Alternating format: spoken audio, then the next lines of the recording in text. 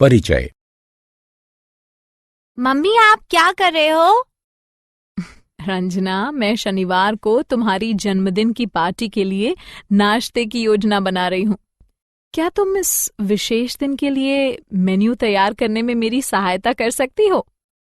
निश्चित रूप से मम्मी।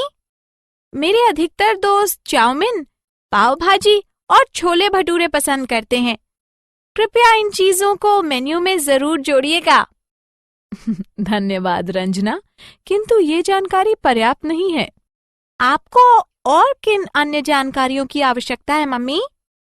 रंजना, मुझे ऐसे बच्चों की सही संख्या की जानकारी चाहिए जिन्हें चाउमीन, पाव भाजी और छोले भटूरे पसंद हैं।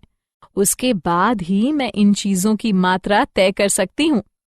अच्छा मम्मी, मैं अभी आधे घंटे में जन्मदिन की पार्टी में सम्मिलित होने वाले अपने दोस्तों और उनके पसंदीदा भोजन की एक विस्तृत सूची आपको देती हूँ। हाँ, ये बहुत अच्छा रहेगा रंजना। वादे अनुसार रंजना ने अपनी मम्मी को आवश्यक आंकड़े उपलब्ध कराए। बच्चों, इस पाठ में हम आंकड़ों के प्रबंधन के बारे में विस्तार से सीखेंगे। उद्देश्य। इस पाठ के अंत में आप निम्न करने में सक्षम हो जाएंगे: आंकड़ों को परिभाषित करना, आंकड़ों को संगठित करना, चित्रालेख की व्याख्या करना, आंकड़ों को प्रस्तुत करने के लिए चित्रालेख खींचना, दंड आलेख की व्याख्या करना और आंकड़ों को प्रस्तुत करने के लिए दंड आलेख खींचना। आंकड़े। एक खास इलाके के रेजिडेंट वेलफेयर एसोसिएशन यानी RWA ने आवासीय परिसर के अंदर वाहनों की तुलना में अधिक वाहनों की पार्किंग के लिए निवासों पर शुल्क लेने का निर्णय लिया है। इस प्रयोजन हेतु निवासियों से प्रवेश द्वार पर सुरक्षा गार्ड को अपने वाहनों की जानकारी देने के लिए कहा गया है। एक सप्ताह पश्चात अध्यक्ष रजिस्टर को देखते हैं। आइए हम इलाके के निवासियों द्वारा उपलब्ध कराई गई जानकारी को देखते हैं। तथ्यों और संख्याओं के इस तरह के अव्यवस्थित संग्रह को आंकड़ों के रूप में जाना जाता है। आंकड़ों का अभिलेखन। श्रीमती संदीप शैक्षणिक प्रभारी हैं। उन्होंने शीतल को 10वीं कक्षा के सभी विद्यार्थियों के पसंदीदा विषयों के लेखन का कार्य सौंपा है। शीतल सभी आवश्यक विवरण एकत्रित करती है, एक पत्र पर उसका सार करती है, एक फाइल में लगाती है एवं फाइल शैक्षणिक प्रभारी को सौंप देती है। चलिए आइए शीतल द्वारा एकत्रित विवरण पर एक नजर डालें। विभिन्न स्रोतों से एकत्रित की गई प्रविष्टि की जानकारी की प्रक्रिया आंकड़ों का अभिलेखन कहलाती है। आंकड़ों का संगठन। आइए अब हम RWA के आंकड़ों को संगठित करते हैं, जिसकी चर्चा हमने शुरुआत में की थी। 3 कॉलम वाहन, मिलान चिन्ह एवं परिवारों की संख्या के नाम से बनाइए। एक एक करके वाहनों के नीचे 1, 2 और 3 निर्दिष्ट कीजिए। मिलान चिन्ह के नीचे वाहनों के उपयुक्त विकल्पों के सामने मिलान चिन्हों से वाहनों की विशिष्ट संख्या वाले परिवार को निरूपित कीजिए। अब वाहनों के प्रत्येक विकल्पों के सामने मिलान चिन्हों की गिनती कीजिए एवं परिवारों की संख्या के नीचे इसे अभिलेखन कीजिए। आत्म मूल्यांकन। नीचे दी गई तालिका एक विद्यालय में विभिन्न आयु वर्ग के विवरण को दर्शाती है। विद्यार्थियों की संख्या वाले कॉलम में सही विकल्पों को उठाकर रखिए। आंकड़ों का चित्रीय निरूपण। एक तस्वीर 1000 शब्दों के बराबर होती है। तस्वीर के रूप में व्यक्त आंकड़े जल्दी समझ में आ जाते हैं और लंबे समय तक स्मृति में रहते हैं। आइए अब हम आंकड़ों के 2 सरल चित्रीय निरूपणों को देखते हैं: चित्रालेख एवं दंडालेख। चित्रालेख की व्याख्या।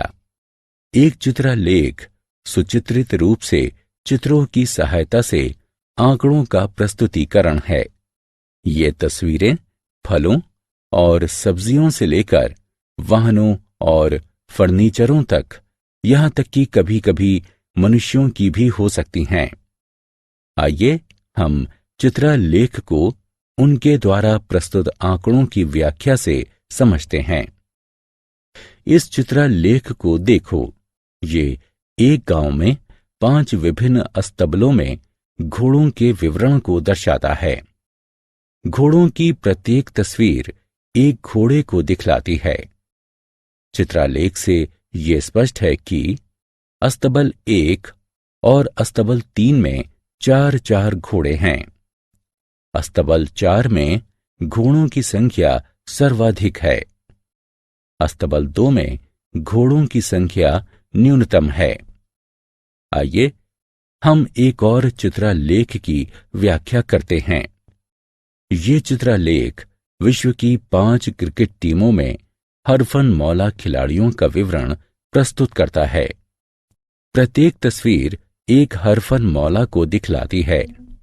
चित्रालेख से ये स्पष्ट है कि ऑस्ट्रेलिया में हरफनमौला खिलाड़ियों की संख्या सर्वाधिक है। वेस्ट इंडीज में पाकिस्तान से अधिक हरफनमौला हैं।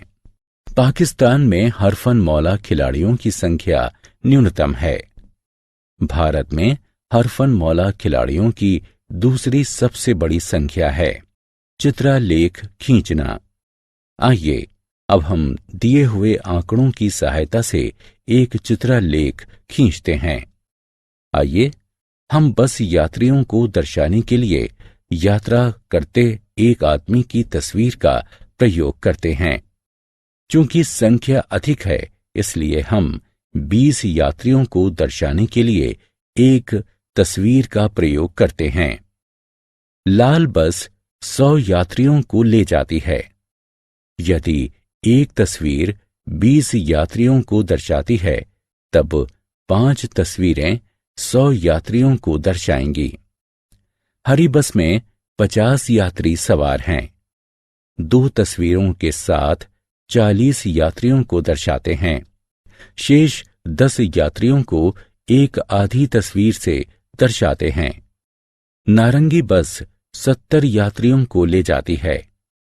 3 तस्वीरों के साथ 60 यात्रियों को दर्शाते हैं। शेष 10 यात्रियों को एक आधी तस्वीर से दर्शाते हैं। दंड आलेख की व्याख्या। एक दंड आलेख सुचित्रित रूप से क्षैतिज अथवा ऊर्ध्वाधर दंडों वाला आंकड़ों का एक प्रस्तुतिकरण है। चित्रालेख की तुलना में दंड आलेख खींचना सरल है। आइए पहले हम दंड आलेखों की व्याख्या करके उन्हें समझते हैं। आइए इस दंड आलेख को देखते हैं। ये एक क्षैतिज दंड आलेख है। दंडों की मोटाई तथा उनके मध्य अंतराल समान है। ये 1 वर्ष के दौरान खन्ना परिवार के सदस्यों के द्वारा खरीदे गए कपड़ों के विवरण को दर्शाता है। 1 इकाई लंबाई खरीदे गए 10 कपड़ों को दर्शाती है। दंड आलेख से ये स्पष्ट है कि कुमारी खन्ना ने वर्ष के दौरान अधिकतम संख्या में कपड़ों को खरीदा है। वर्ष के दौरान मास्टर खन्ना की कपड़े की खरीदारी सबसे कम है। श्रीमती खन्ना की खरीदारी श्री खन्ना से 5 कपड़े अधिक है। आइए एक और दंड आलेख की व्याख्या करते हैं। ये एक ऊर्ध्वाधर दंड आलेख है। ये एक कारखाने में महिला कर्मचारियों का विवरण प्रस्तुत करता है। दंड आलेख से ये स्पष्ट है कि प्रयुक्त पैमाने में 1 इकाई लंबाई बराबर 50 महिला कर्मचारी। जीएच कारखाना अधिकतम संख्या में कर्मचारियों को रोजगार उपलब्ध कराता है। महिलाओं की अधिकतम और न्यूनतम संख्या के मध्य अंतर 250 है। यदि सीडी कारखाने में 50 और महिला कर्मचारियों को रोजगार दिया जाए, तो ये जीएच कारखाने की महिला कर्मचारियों की संख्या के बराबर हो जाएगी। दंड आलेखों को खींचना। आइए अब हम दिए गए आंकड़ों की सहायता से एक दंड आलेख खींचते हैं। चूंकि ऊंचाई 60 के आसपास केंद्रित है, अतः हम 10 इंच प्रति इकाई लंबाई मापते हैं। अब आइए हम ऊर्ध्वाधर दंडों को खींचते हैं। दंडों की ऊंचाई इंच में लड़कों की ऊंचाई के अनुसार तय की गई है। आत्म मूल्यांकन। कॉलम ब की वस्तुओं को उठाकर कॉलम अ की संबंधित वस्तुओं पर रखें। सारांश। आइए हमने जो कुछ सीखा है उसे संक्षेप में दोहराएं। तथ्यों और संख्याओं के इस तरह के अव्यवस्थित संग्रह को आंकड़ों के रूप में जाना जाता है। आंकड़ों का संगठन आंकड़ों की एक सार्थक व्यवस्था को संदर्भित करता है जो एक नज़र में वांछित जानकारी प्रदान करता है। एक चित्र आलेख चित्रों की सहायता से सुचित्रित रूप से आंकड़ों का प्रस्तुतिकरण है। एक दंड आलेख सुचित्रित रूप से क्षैतिज अथवा ऊर्ध्वाधर दंडों वाले आंकड़ों का एक प्रस्तुतिकरण है।